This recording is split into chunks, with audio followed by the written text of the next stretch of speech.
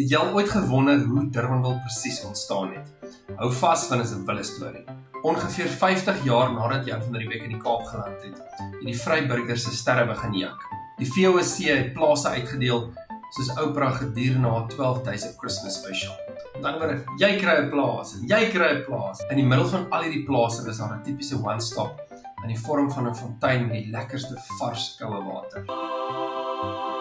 'n Lewensredder vir reisigers op pad na die binneland. Glo dit of nie, maar daai fontein lê nog steeds ergens agter die Durbanville kinderhuis. Baie van daai oorspronklike plase bestaan nog steeds, of verskil is, hulle maak nou wyn. Sê hallo vir Durbanville se legendariese wynlandgoedere. Hulle hou ons geskiedenis lewendig, een slukkie op 'n slag.